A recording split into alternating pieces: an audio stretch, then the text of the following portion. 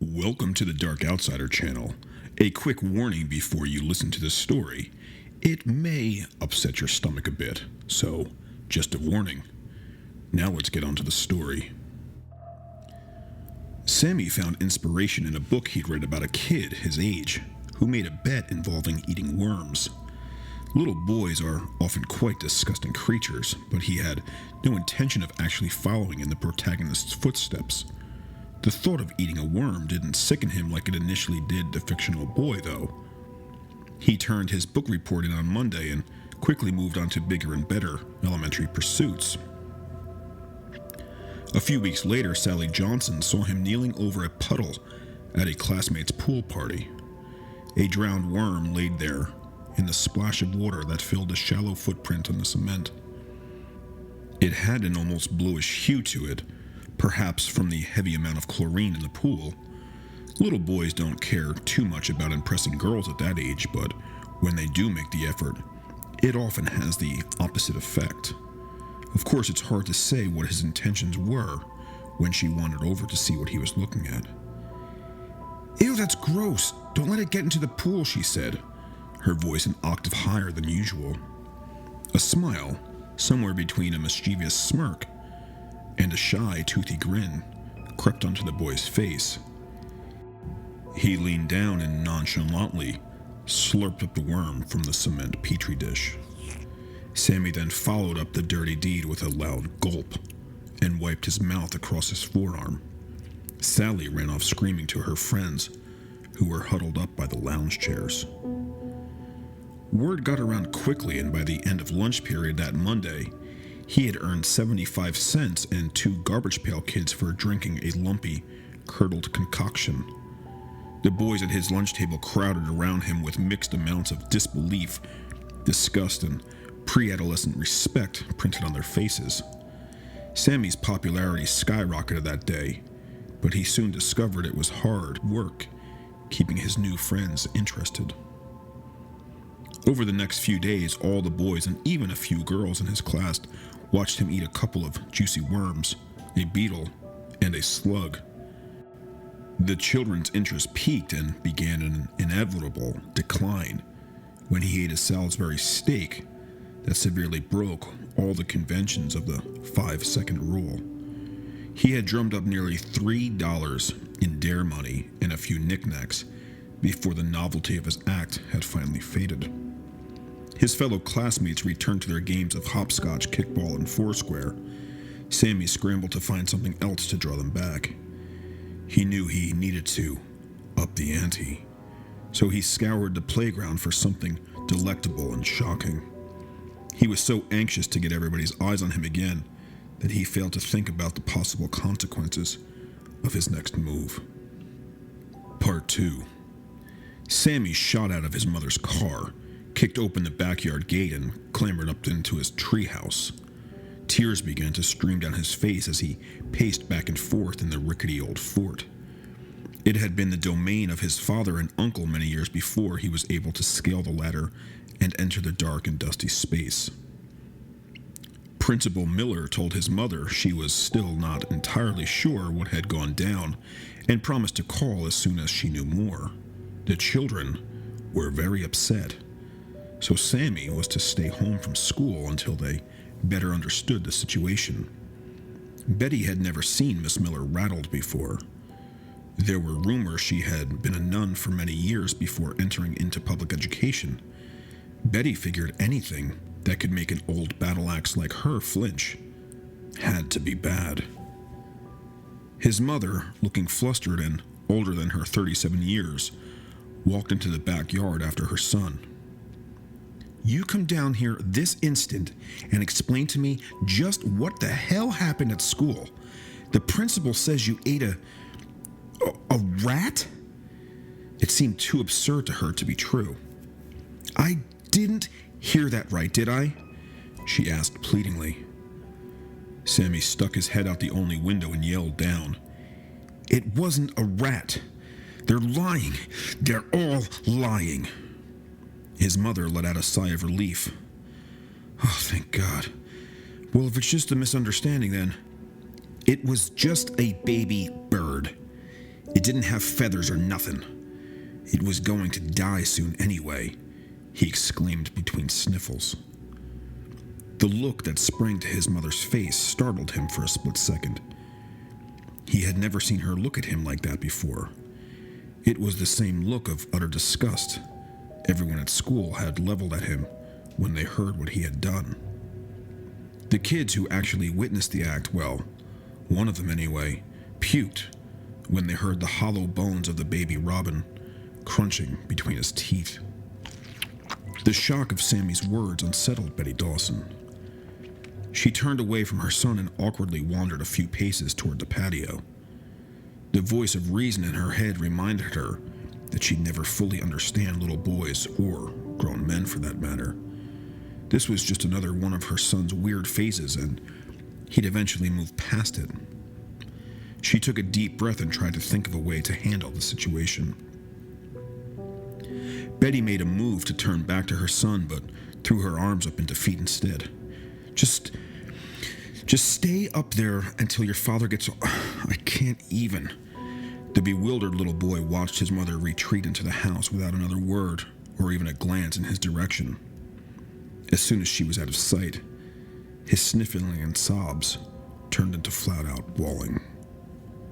His foot lashed out at the old trunk that had been sitting up in the treehouse since before he was born.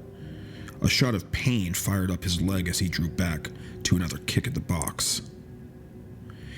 He spun around and connected with the south wall instead. A loose plank gave a little and then kicked back, knocking him on his ass. Sammy rolled onto his side in pain, wiped a stream of snot from his face, and then laid there like a quivering lump for the next few hours.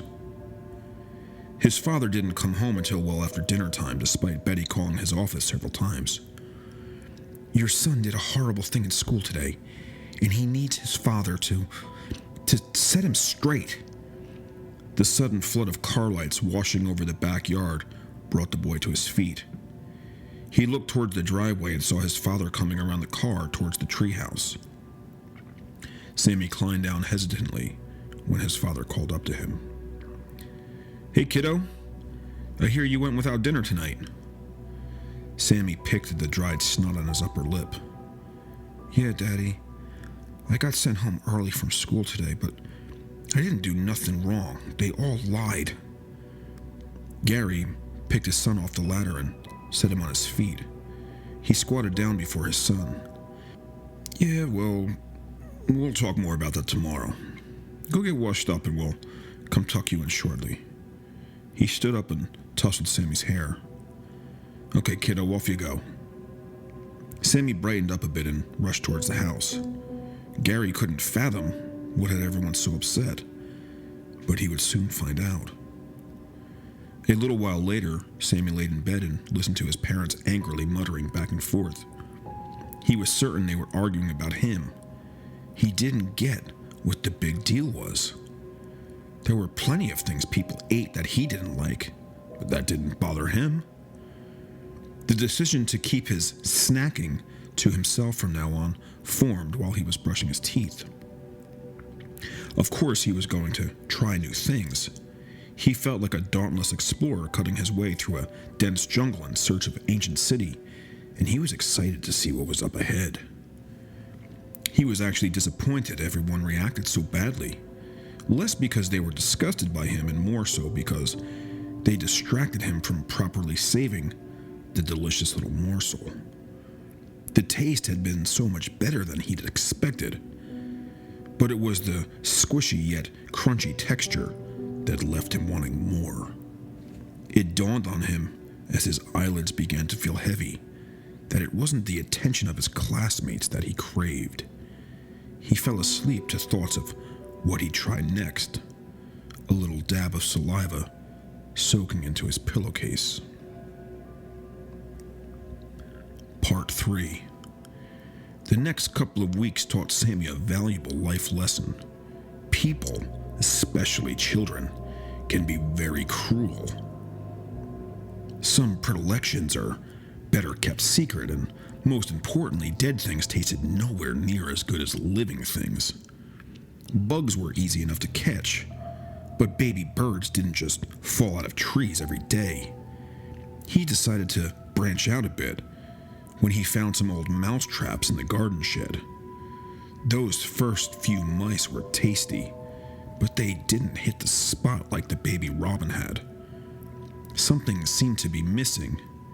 He figured he'd just like birds better than mice, until he discovered a live mouse caught in one of his traps.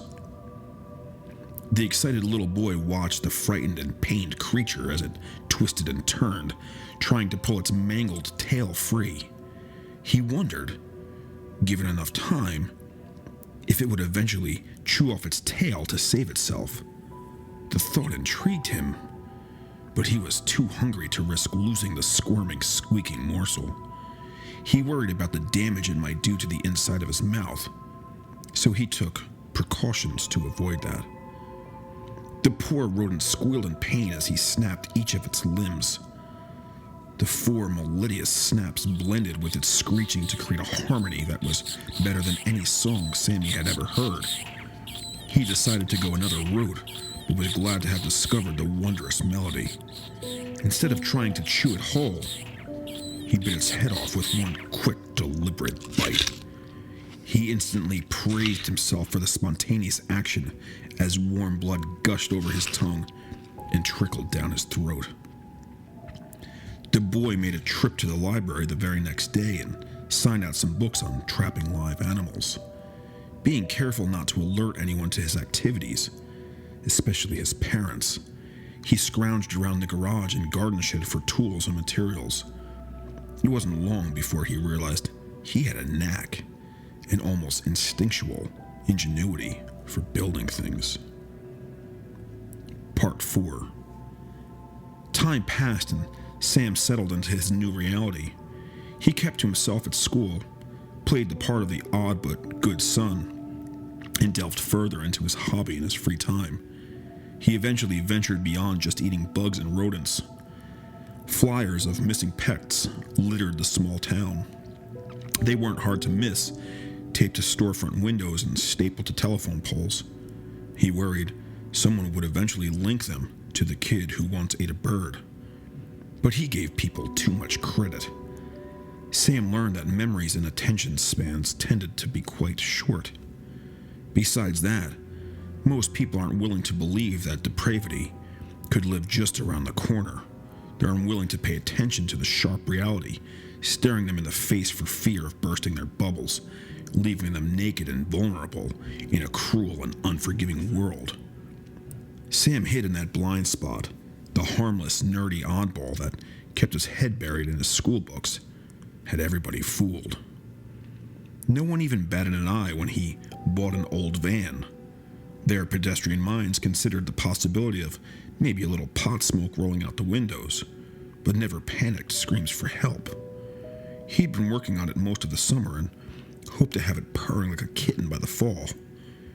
He was so looking forward to college, a whole new place where no one knew him. He could reinvent himself, shed the label of the weird kid that ate bugs, and meet new people.